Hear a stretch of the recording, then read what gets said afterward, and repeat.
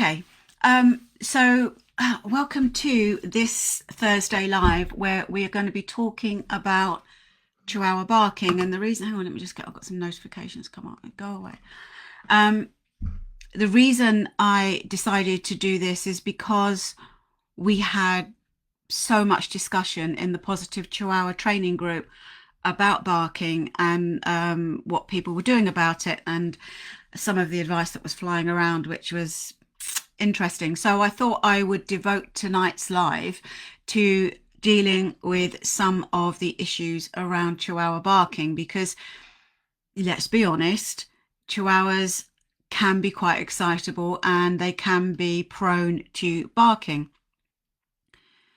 So let me just refresh that, just bear with me.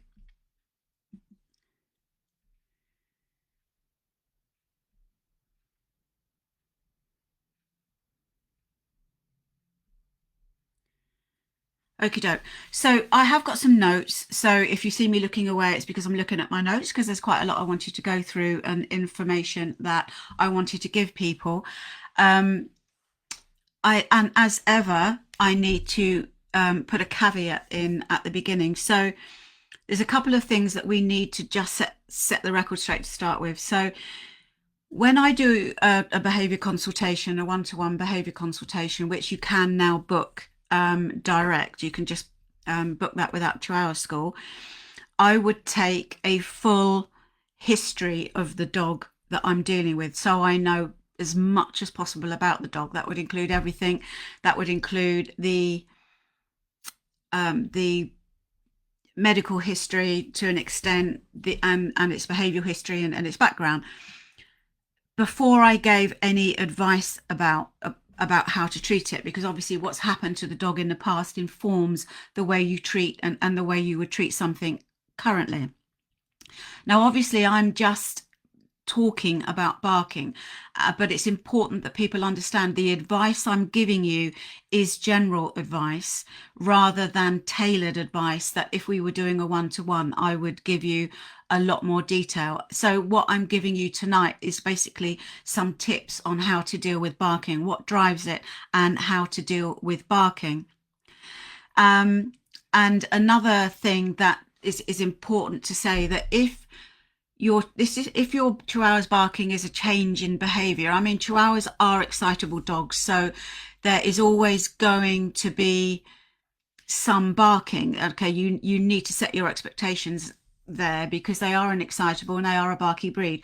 That to say, there shouldn't be excessive barking at everything that moves and every sound you hear. Now, if that is a change in behavior, then obviously the first thing you have to do is get a vet check, because any change in behavior can be driven by pain, irritation, or gut issues, and it is extremely unfair to try and put a behavior modification in program for a dog who isn't feeling very well and who or they may just be irritated, itchy. And to give you an example of that, a couple of years ago, Mika's kind of personality changed. He was barking at everything. He was really unsettled. Now, if I'd kind of gone into a Chihuahua group and gone, oh, my Chihuahua's doing this, some people get, oh, well, spray him with water. It turns out he had a savage ear infection.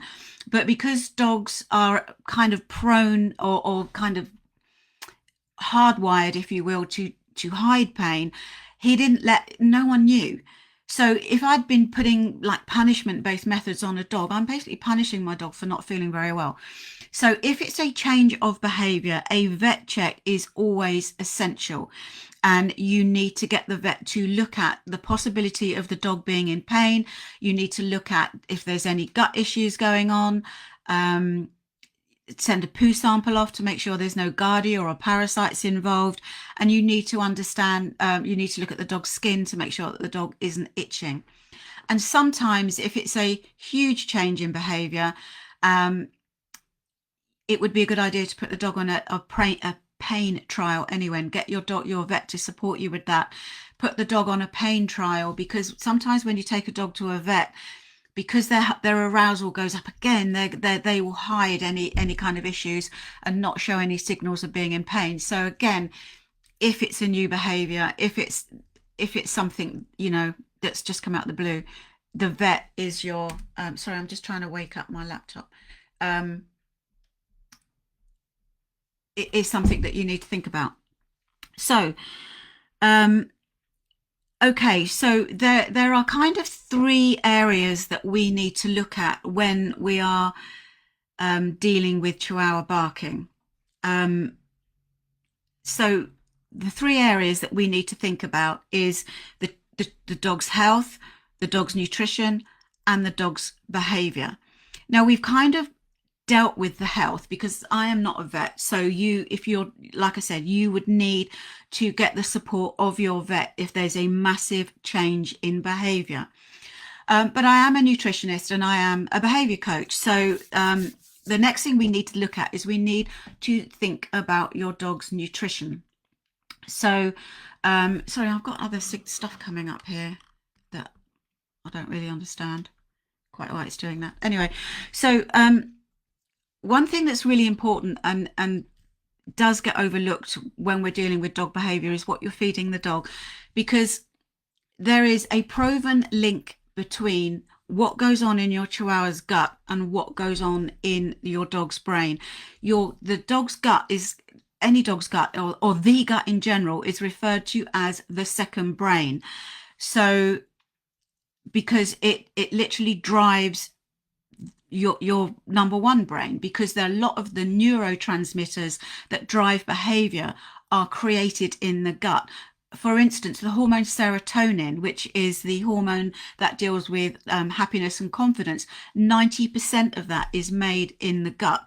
So it's absolutely essential that your dog has a balanced gut biome, which is all the flora and fauna in the gut, in order to help behavior. So the dog, it has a good nutritional profile, and you are not going to get that from dry kibble. Okay, your dog dogs need fat and protein. Okay, and the best diet you can give them would be I'm going to say a local raw. Cook your own if you understand how to create dog food, because it's important that it's balanced, or a good quality wet food, something that, these delivery people that, I think Different Dogs is one, Butternut Box is another, there's loads of them. It depends where you live, what country you're in. So basically making sure that your dog has a good nutritional profile, has a good strong gut biome, is absolutely essential, and will go a long way in exactly the same way if we've got children who are running around. I used to be a teacher, so I'm very, very familiar with the donut and Coke breakfast brigade, and how that affects behavior. And that is exactly the same for animals, for dogs. So making sure that they have a good, solid nutritional profile is really, really important. So once we've dealt with that, then we can start to look at our dog's behavior. And I've just got loads of notes here. Okie doke. So let's get on with this. So barking. Barking is a natural dog communication. Okay, and dogs communicate how they feel. They communicate with each other. They communicate with us through barking. It's a perfectly natural way to bark, and the genetics of your dog will drive the amount they bark. I think beagles bark a lot, don't they? Dachshunds, they have got the loudest bark ever for a small dog. But what we don't want is excessive trigger or fear-based barking. So excessive barking is driven by arousal level, or how excited and anxious your dog is. Okay, so and Chihuahuas do tend to run a little bit hotter than some larger breeds. They are quite a high arousal, quite excitable dog. Now, I'm not going to say that's not true of all Chihuahuas. Some of them are really laid back, but generally, as a breed, they are quite excitable. They are very quick to tip into excitement, and often the excessive barking that you are seeing from your dog is going to be driven by this. Sorry, just refreshing the laptop. Okay, so again, I can't stress enough that I am being general here. And if I was just working with you and your dog, I would have an awful lot more information. Now, what barking isn't is almost just as important as what barking is. And when someone has a dog that's doing something that they don't understand, it's just natural behavior to put a label on it. Okay, why is my dog doing this? My dog is doing this because. And generally, the labels that get put on most dogs that bark a lot is he's protecting me, he's protecting the house, small dog syndrome. I mean, honestly, I've had a pound for every time I'd heard that.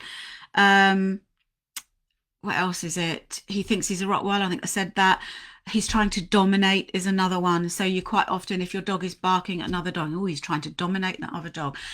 Okay, that is not what's happening. And these labels are really unhelpful because they disempower anyone to do anything about it. It's like, oh, and he's a rescue. That's another one. Okay, oh, my dog's barking. Oh, he's a rescue. And that kind of, in a way, lets the owner off the hook from doing any work with the dog and doing anything to help them resolve their barking issues. So barking is driven by high arousal, and quite often that high arousal is being driven by anxiety and fear, sometimes frustration, and always excitement of one description or another. So that's what we need to understand. So like us, dogs have amygdala. Their brain setup is fairly similar. So they have a neuroamygdala, they have a prefrontal cortex, and they have a reticular activating system. The amygdala is the part of the brain that builds with drama, which is our flight and flight. So if something dangerous happens, it's the amygdala that will take over and go, right, we're going to run or we're going to come out swinging. Now, Chihuahuas quite often are what we call, oh, the word's just gone out my head, active copers. And an active coping dog is a dog that will do something when they feel threatened, as opposed to a passive coper who might shut down, who might become frozen, who might become stiff. An active coping dog will come out swinging. They'll come out with the teeth. They'll come out with the barking, the lunging, and they're making lots of noise. Now, that barking and lunging is what we call an avoidance behavior. An avoidance behavior is what the dog drops into when it perceives a threat, and it barks at that threat to get it to stay away. Okay, so that's what your barking is. Your dog has heard something, it's been triggered by something, the amygdala has gone bing, and it's kind of triggered this danger, and the dog has dropped into avoidance and is barking. And that happens when a dog spends a lot of time in high arousal, because the dog's system is flooded with cortisol, and it's kind of, the cortisol is the stress hormone. Now, when we have a dog that's calmer, that's just calmer, they will be able to think with their prefrontal cortex. Now, this is where good decisions are made, where a dog might hear a noise and it will go, yeah, it's none of my business, don't need to worry about that. And it will just ignore it, or it will acknowledge the noise. Yes, I hear that noise, but yeah, it's not a threat. Don't need to worry about that. And that's your calm dog. Okay. So quite often your Chihuahua's incessant barking is being driven by this where's the danger reaction to things that it hears. Let me just grab a drink of water, sorry. Is driven by the reaction to things that it hears, sees, or experiences. Now, that can be like a sound outside, that could be somebody walking past, car door banging, whatever. It can be in the house, it could be movement. When somebody stands up, the dog's arousal level goes up because it wonders what's going to happen next, and it drops into this arousal tries to police the situation, barks at something because it's got a threat in its head. It thinks there's a threat. Now, when a dog hears a noise, the reticular activating system is like a gland that sits at the bottom of the brain. And this is very, very simplified. So if you are a neuroscientist, please forgive me. But this is a very simplified version of this. The reticular activating system is like a little switchboard. And if the dog is in a state of high arousal, it will patch that sound or that trigger through to the amygdala to give you this flight or flight. Or if the dog is calm, it might patch it through to the prefrontal cortex, where the dog is able to make a calmer decision. I hope that makes sense. Let me just refresh this in case there's any questions here. Just bear with me.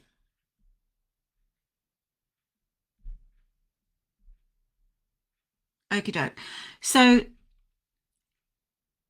if your dog is in a high state, the takeaway here is if your dog is in a high state of arousal, he is going to respond to triggers in this loud, difficult way. Okay, he's going to respond to these triggers with an avoidance behavior.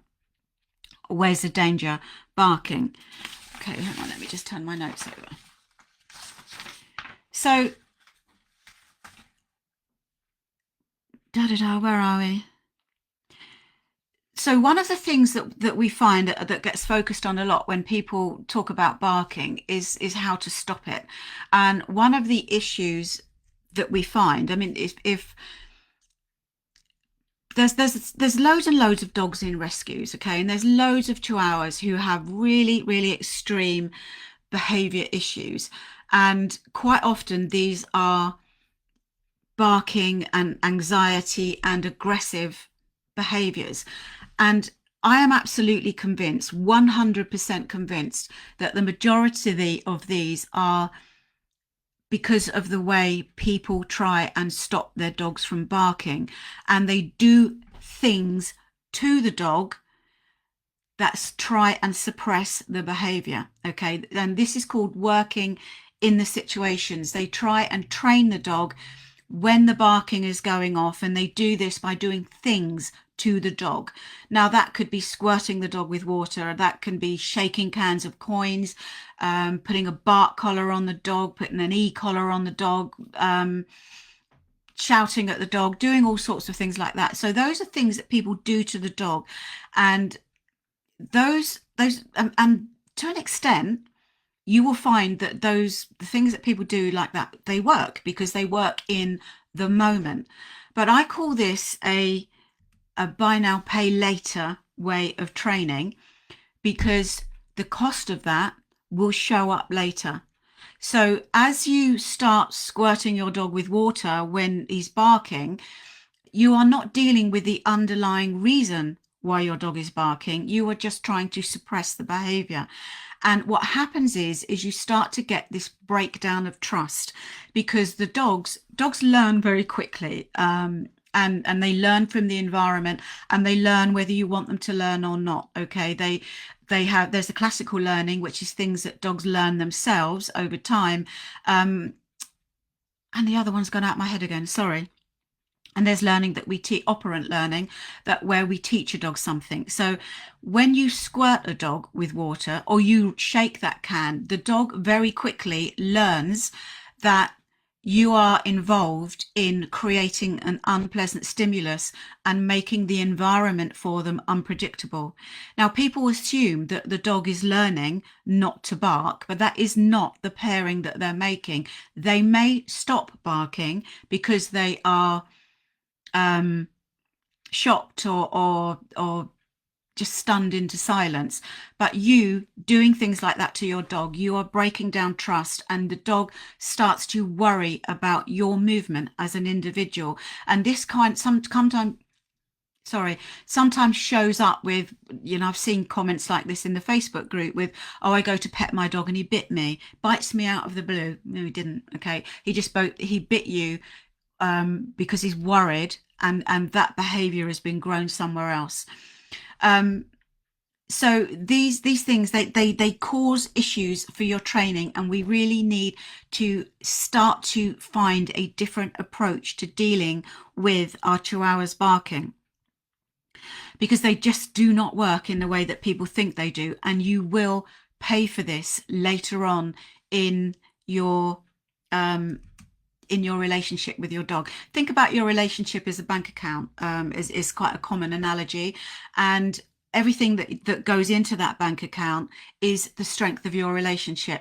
If you're using things like adversus training methods, okay, that's just a withdrawal. Okay, you are withdrawing from your relationship rather than building a strong bond with your dog. I kind of hope that makes sense. That's a very quick look at that as an analogy. Okay, so if we want long-term change with barking for our dogs, we need to do a couple of things. And one of the first things we need to do is accept that this barking is driven by arousal. Okay, and obviously, in order to reduce the amount of barking, we need to bring this arousal level down. And we are not going to do that by creating more excitement and more anxiety around triggers and noises. So there's a couple of things that we need to do. So the first thing, so here are your tips. Again, can't stress enough that these are general tips. The first thing that we would need to do is we need to create a calming protocol for our dog. We need to give our dog an opportunity to rest. Now, why this is important is because when a dog is sleeping or resting or just lying, minding their own business, they are coming out of that fear base. They are dropping from a sympathetic nervous state, which is our flight and flight. They are going into a parasympathetic nervous state, which is our calmness, our digestion, our healing, and our learning. So creating opportunities for your dog to have a rest is really important. Now, when I say rest, I'm talking about active rest. I'm not just talking about your dog lying on the sofa, because they will just be up in a nanosecond. So to give you an example, Prince and Macy, who are two of our youngest pups, regularly go into their crate in the afternoon for a nap, because they've been on their little legs running around up. We've got lots of stairs in this house, so they're up and down the stairs, they're in and out of the garden, been on a walk or whatever. They get very tired very quickly, and because they are tired, they drop into this crazy brain, or this amygdala driven brain, and they're up barking at everything that moves. That is a good indication that your chihuahua is tired. So we create opportunities for active rest. Put the dog down for a nap. Okay, good 2 hours sleep in a covered crate. And this is decisionless rest for your dog, because they don't need to worry about anything. Stimulus has been shut down. The dog can just have a really good sleep. So that would be the first thing. Create opportunities for your chihuahua to have active rest. Now, another thing we need to think about, so again, about sorry, words not coming. I think I probably mentioned before that I have a bit of a speech issue. One of the things we want to do is we want to create a slightly more confident dog. So again, we want them to be in a more optimistic mindset. So again, with this calming protocol, we would start to introduce to our dog games or activities that are naturally calming. Dogs like to lick, they like to chew, they like to hunt. And we can use this and pay into this, again, to create that brain shift. So we use lick mats, we can use snuffle mats, snuffle balls, scatter feeding in the garden, create opportunities for treasure hunts, like just pile up some boxes and some bits and scatter it with food, and give your dog the opportunity to go and play games that are going to be naturally calming, because dogs actually quite like to work for their food. It's called contra-free loading. So, and that is a good mental state for your dog to be in. It's a good workout for the brain. So again, we like to reproduce things that they would naturally do in the wild. Chewing is another one. Long-term chews, not just something they're going to eat in a nanosecond. So things like raw bones, depending on whether it's suitable for your dog. I can't give my dogs raw bones because they don't eat them properly. They chomp lumps off, and that's not very good for them. If your dog is will chew them properly, raw bones is really good. Yakka's bar is a good one. I think that's made out of goat's milk, isn't it? I'm not entirely sure. Not nylon bones that taste of food, because we don't want them eating lumps of plastic. But you know your dog. Something that your dog can just sit and nag on, again, is going to pay into your dog's natural ability, or your natural need to chew. Okay, it's calming for your dog. Now, that's our calming protocol. And if you go to our YouTube channel, and I'll put a link to this in the comments, we do have a couple of videos on how to create a calming protocol. And I will also put in the notes underneath this, we have a link to a download, which is totally free, where we give you some tips and on how to do this. And there's also a link on a full ebook on how to reduce Chihuahua barking. Now, another tip is you need to stop rehearsal of barking, okay? And by that, I mean, if you think about every behavior, let me just wake the laptop up again. Every behavior that your dog does is a neural pathway. The same it is for us. A behavior is a neural pathway in the brain. It's a habit. It's like a tunnel that the message goes down, do this. So the more the dog rehearses that message, that neural pathway, that behavior, the stronger it becomes. And it's really difficult to rewire your dog's behavior if they're still rehearsing it. So let's look at barking out the window, because that's a Chihuahua favorite. So they see something go, go past, they jump up on the sofa, bark, bark, bark out the window. So in order to stop that, we might move the furniture so they can't look out the window. We might frost the window off with, there's like, you can get a, what's it called? Like a cling film, not cling film, like just static cling frosting that goes on the window. So you could put that over the window. So you are basically starting to manage the environment so your dog cannot rehearse the behavior. If your dog is barking at other dogs on walks, you might make significant changes to your walk, possibly even reduce your walk right down, and instead of taking them out on the walk that clearly isn't serving them, playing games with them in the garden instead. While you work on the underlying behaviors. So we prevent rehearsal. If that is barking at people that come in the front door, then stop access to the front door. Make sure that your dog has got something more constructive to do in the kitchen. So if we have people coming in, we would put the puppies, they're not puppies, I don't know why I call them puppies. We would put the dogs on a snuffle mat in the kitchen, because I don't want them getting involved with this massive burst of excitement that pushes everybody's arousal level up when someone comes in the door. So I would put them in the kitchen on a snuffle mat so they've got something more constructive to do. So you start to manage the environment. So you have to look at what your dog is doing and how you can prevent rehearsal of that, because you can't change something if the dog is still doing it. It's really as simple as that. Let me just see what else we've got here. So we've got sleep, we've got activities that produce calmness, and stopping rehearsal of our Chihuahuas barking. So we want to create optimism for our dogs. Okay, so again, now you can play games with your dog rather than telling your dog off, don't do this, don't do that. We want to flip that mindset, and we play games with our dog. So we would play little games like food catches, little hunt games. Again, if you look on our YouTube, there's loads of games on there that you can play with your dog. Shifts your dog from a negative mindset into a more optimistic mindset.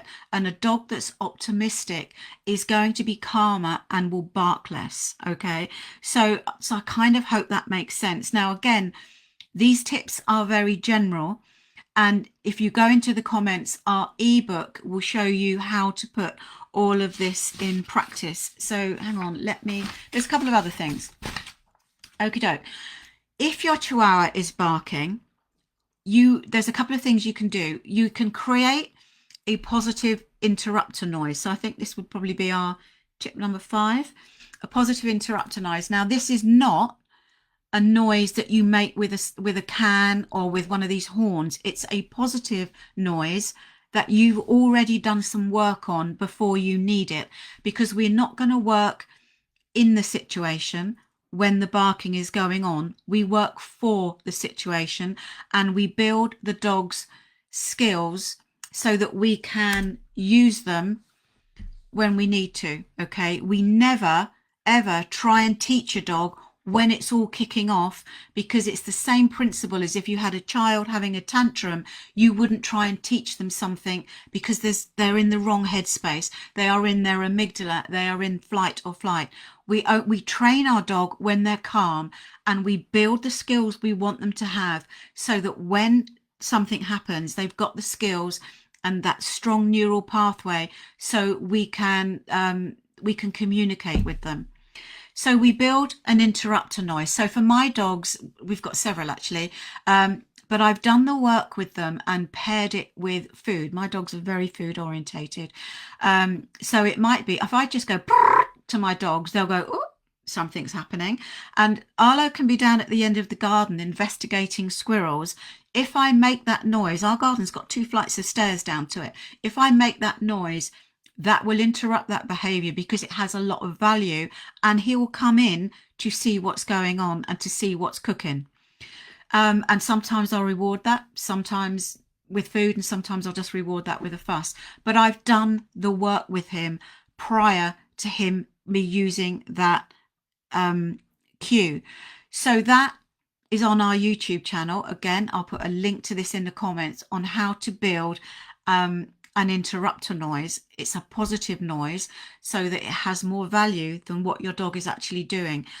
And the next one is building a calming cue is really important. Now, I'm going to use my little beanie baby Chihuahua and to show you how to do this. Now, again, I can't stress enough that we are not doing this to our dog when it's all kicking off. We teach this to our dog when they're calm.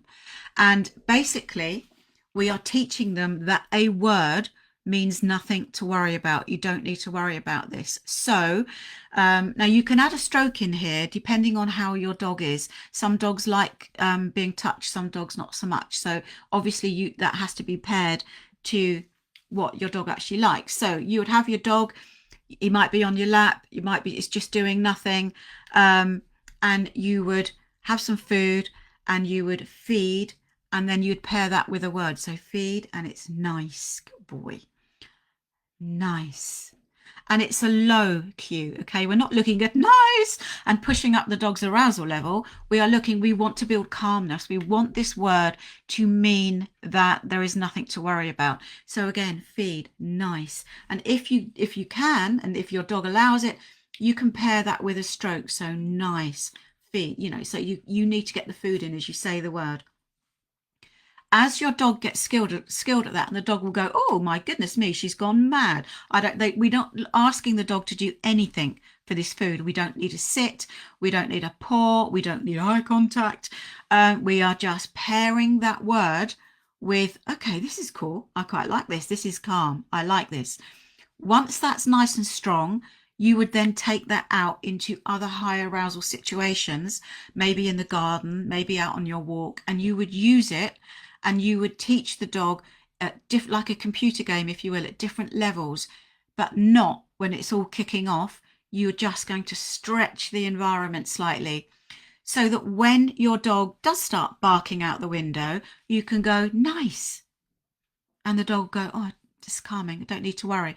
And you drop them out of this crazy headspace into a calmer headspace where they are thinking with their prefrontal cortex. Now that you might go, that's absolutely crazy, that's not going to work. It really does. And if you're out and about with your dog and you see something that your dog's worrying, you can use the word then as there as well. So I might Arlo is our most problematic dog. He's the one that stretches me the most. He worries about novelty a little bit. So if a bag flew across, he might go, "Oh, that's a bit strange." I would go, "Nice, Arlo. Nothing to worry about, bud. Walk on." And that walk on is a pre-mat cue that we've actually built as well. And that tells him that, "Oh, you don't need to worry about this, just walk on, mind your own business." So that is a really powerful way of dealing with interrupting barking in a positive way without using some of these adverses methods that people just love to inflict on their dogs, but do not understand how much damage that is doing to the dog's confidence and to your relationship. So I'm going to just give you a list of don'ts, okay, now, before we finish off. So when your dog is barking, don't add labels. Don't excuse the behavior by adding labels, especially if your Chihuahua's a rescue. Labels just stop people doing things, okay? Look at the skills that your dog needs in that situation. If the dog doesn't have those skills, then step back a bit and build them, okay? And before you put the dog back into that situations. Don't use gadgets of any kind. Squirting your dog with water is not harmless. Putting a vibrating collar on your dog is not harmless. It destroys your dog's confidence. It makes the environment unpredictable for your dog. And on top of that, it teaches them nothing apart from the fact my human or that person near me, when this happens, I get hurt. So you can see how the pairing of the thing that your dog is worried about enough to bark at gets worse and gets more stressful. Don't put your dog into situations that they don't have the skills for. So again, I see this a lot in the Chihuahua training group with where people go, "Oh, my dog barks at other dogs." Well, take him up to other dogs in order for him to learn that they're not an issue. Okay, that is putting your dog in a situation that he doesn't have the skills for. Taking him up to people when he doesn't like people. Take him up to people, give him a treat, and he will learn that people are okay. That is not how it works. If you do that, then that is luring a dog into a situation that he doesn't want to be involved in. Okay, he doesn't want to go up to that person, but he might want that food more than he doesn't want the interaction, if that makes sense. So you are putting your dog in a situation that one, he doesn't want to be in, and you are luring him there with food. There is going to be a breakdown of trust. He might snap to get that food so he can remove himself from that situation. So we never lure a dog into a situation or put our dog into a situation that they don't have the skills for. If your dog doesn't want to go up and see people and have people pet him, that's fine. Okay, advocate for your dog. And when someone says, "Oh, can I touch your dog, please?" No, okay, my dog doesn't like that. And that was, and you need to think about your dog and how your dog actually feels about that. So that's a really important, and that's a passion point for me, as you probably gathered. Yeah, so don't put them in a situation that they don't have the skills for.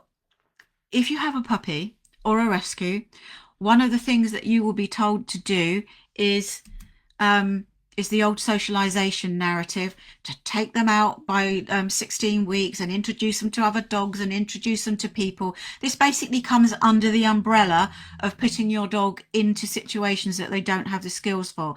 This old narrative around socialization that you've got to do this by the time they're 16 weeks or you're doomed to have a dog that's going to bark at everything is actually what's causing a lot of the problems. Okay, we do not introduce dogs into situations that they don't have the skills for. We build the skills that our dog needs at home using games and shaping, and then we gradually stretch the environment and the dog then learns to cope in that situation. We do not take our dog up to stranger dogs. We don't take our dog up to strange people. If we take our dog up to another dog so that they can say hello, and that other dog doesn't want that interaction, and he pins your dog down, especially if he does it as a puppy, what has your dog learned? What lesson has your dog taught himself using classical conditioning? What has your dog taught himself? Other dogs are scary. Other dogs are unpredictable. So therefore, when I see another dog, I am going to bark on sight, avoidance, to make that dog stay away. Can you see how this starts to become cyclic? We teach our dog, other dogs are none of their business. If we want to introduce them to dogs, we do it with dogs we know. A play date, your own dogs, a friend's dog. But what we don't do is have our dogs running up to other dogs that you don't know, because not only are you putting your dog in an unpredictable situation, you're putting the other dog and the other dog's owner in an unpredictable situation. If a dog came piling into Arlo, he would find that really, really stressful. He would probably react to that. He can ignore another dog, but if that dog ran over to him, he would find that very, very difficult to cope. So that would be my list of don'ts for your dog, because quite often those are the exact things that people tell you to do in order to resolve some of the barking and some of the reactivity. Now, like I said at the beginning of this live, these are very, very general points. And if I was working directly with you, I would have a history of your dog and I would be tailoring the advice to your dog's personality. In the comments below is a link to a free 12 tips to stop barking, which you can, if you just click on the link, it will take you to a little box. You fill it in and you'll automatically get sent this little 12 tips to stop barking sheet.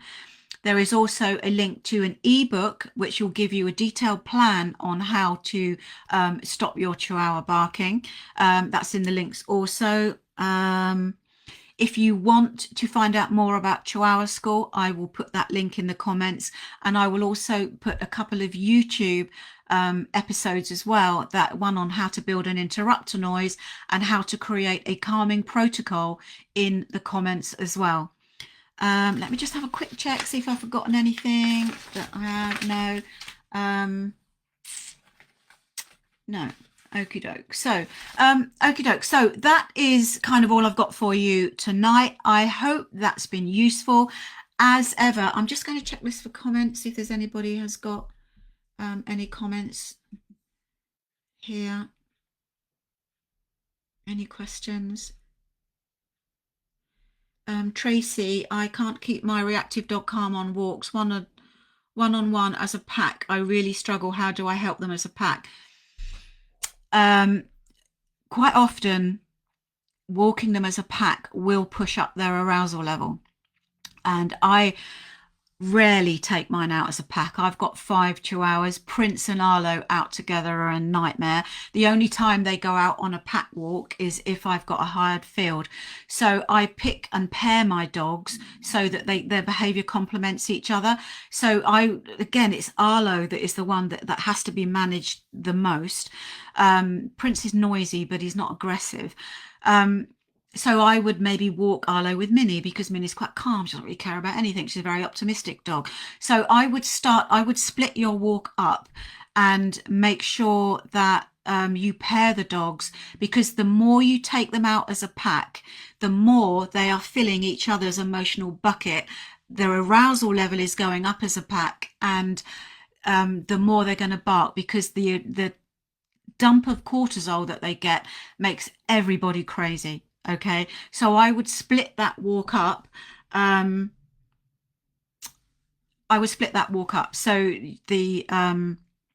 you are not taking the pack out.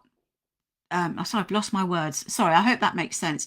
So Nicola, interrupter does not work. I use it when I see the trigger advert start on telly.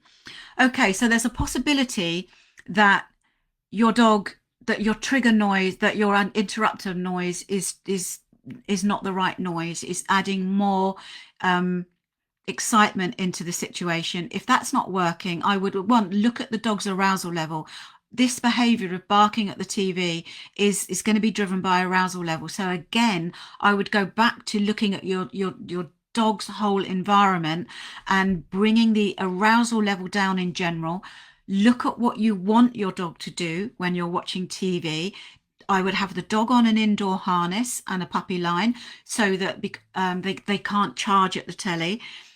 If they start barking, I would calmly move them from the situation and possibly have a snuffle mat in the kitchen ready. So you are then moving the dog away from what they're barking at onto something positive.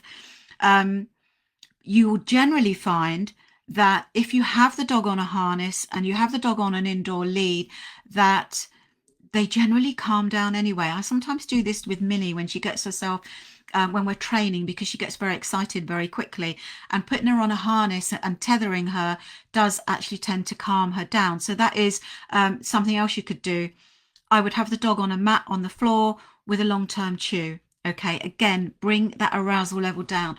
Always think about where your dog's emotional temperature actually is, and if it's too high, how can we bring that down? So I hope that makes sense. What have we got? Kelly, hello. Not sure if it's been mentioned, but my 2.5-year-old boy barks at animals on the TV. Can you offer any advice? Yeah, exactly the same. Okay. If your dog is barking at animals on the TV, we had this comment last week actually where someone said, oh, my dog's fine with dogs and animals outside, but barks at dogs at the TV. So I would question, one, are they okay with dogs outside, or are you misinterpreting that behavior? Again, I would look at the dog's whole general arousal level. I would reevaluate the walk. Is it serving the dog? Can I make changes to the walk where the arousal level is down and we're not bringing this excitement and this rehearsal back into the house? And I would follow the steps that we did for Nicola. I would have the dog on an indoor harness. I'd have the dog on a mat with a long-term chew. And if they can't not bark at dogs, I would start to move them out of the situation onto something calmer and more positive. Now, quite often, this barking, and I'm not saying you're doing this, it's just that sometimes people get excited when their dog barks at the TV. And then they're adding another layer of stress. So the dog will be barking. I had a client that did this, and their dog would be barking and, oh, stop barking, stop barking. And the dog doesn't understand stop barking because they don't speak English. But what it does understand is my owner's getting excited, or she'd rush and pick the dog up and she'd start manhandling the dog. Again, adding a layer of excitement in there that the dog interprets differently to the way that you mean it. So look at arousal level, look at how you're handling it, and then look at how you can just bring the whole temperature down around the TV. Okay. We have got I'll put an article on that. Right. Let me just refresh that again. See if there's anything else coming in. How can I help her to rest? I would use a crate. Okay. If I would, to get your dog to rest, I would use a crate, or if your dog isn't crate trained, then use a pen or a bedroom or a cozy room, where the decision-making process is taken away from them. Sometimes you have to work on this. It's not something that your dog is going to be very good at, especially if your dog is oh, a bit of a head rush there, sorry. Especially if your dog is struggles a little bit with sorry, I just a bit especially if your dog suffers a bit with separation anxiety, so they might find it quite difficult. And again, indoor harness and a tether is a good way to start building this. So when you are sitting down, have a coffee, and it's a good opportunity for you to sit down and have a rest, just have the dog on an indoor harness, not necessarily on your lap, because we're trying to grow some independence. So I would have the dog on a lap, on a harness, and get the dog on a long-term chew, and then move them away from you, and maybe put them in a crate, maybe put them in a pen. What we don't want to do is never leave a dog to whine and get in a stress like that. It might take them a couple of seconds to settle down, but if it looks like they're not going to settle down, then you can bring them out of that situation. You might do some figure of eight walking with them. You might do some calming activities with them, that because their arousal levels is too high, and then put them back maybe down for a nap. Okay, so if your dog's barking and whinging when you try and get them to sleep, bring them into a low level activity like a snuffle mat, and then settle them down. But putting them on an indoor harness and puppy line is always a good way to help your dog calm down. Okay, so it might be something that you have to grow. Okay, let me just double check. Sorry, I'm having to keep refreshing this. Sorry, I've got a bit of a funny head then. I don't know what that was all about. Right, it's refreshing. Let me just get a drink. I think it's because I talk so fast and I've got so much in my head that I want to get out, and then my brain just goes into overdrive. Okay, yeah, thank you, Lindsay. I'm glad you found that useful. Thank you, Katie. I'm glad you found that useful. Is there any more comments that need help? My dog, oh, Lindsay, my dog Sadie is happy to go in a crate but doesn't sleep deeply in it. How can I help her? Again, I would put the crate out of a footfall area. So have it out of the way, and I would make sure it's covered. You don't say whether your crate is covered or not. So make it super warm and cozy, and put a blanket over it so you're cutting off all the stimulus. And if necessary, move the crate somewhere where the dog is not going to be interfered with. If your dog is struggling to settle, then a good game you can play, again, it's called like, I've heard it referred to as poke the bear, where you and your dog is responding to you moving around, because sometimes that can happen. The dog can hear you moving around and it's kind of like scrabbling at the crate. You might just go up to the crate and move away again, or you might go up and just shovel the blanket and move away again. And that way, if you do this calmly over time, the dog realizes that your movement has no purpose, and they stop worrying about listening for your movement. Never shut your dog in the crate. It's really important to grow value in the crate, which is another live all in itself, to grow value in the crate so that they are settled in there. Okay. There's a lot of negative, utter nonsense talked about crates, about how they're cages and we shouldn't cage our dog. A crate is a bedroom, and sometimes you just need to make the dog's environment smaller so that they don't feel the need to police everything.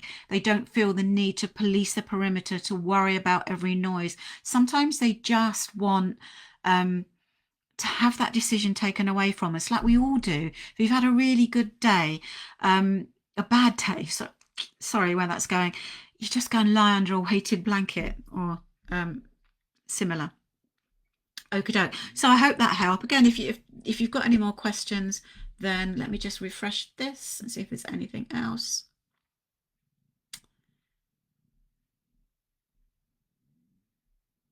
No, I can't see anything else. Let's just do that. Nope. Okie doke. Okay. Is this going to be available to watch for Caroline? Yes, it is. Okay. So when this is finished, I will pin it to the featured section. Bear in mind that Facebook will delete it after 30 days. This is their new policy, and I kind of understand why, because it must cost them a fortune to keep all of this stuff in their servers. But yeah, so it will be in the featured, as are the previous two lives that we've done this year are in the featured section as well. Okie doke. So I've rattled on for nearly an hour now, so you must be exhausted. I hope that was helpful. If you've got any more questions, then let me know. If you want the free guide, just click the link, and that will just get sent to you. The team have set that up for you. So thank you. Yeah, so I hope you found it useful, and I look forward to speaking with you again soon. Take care for now. Bye.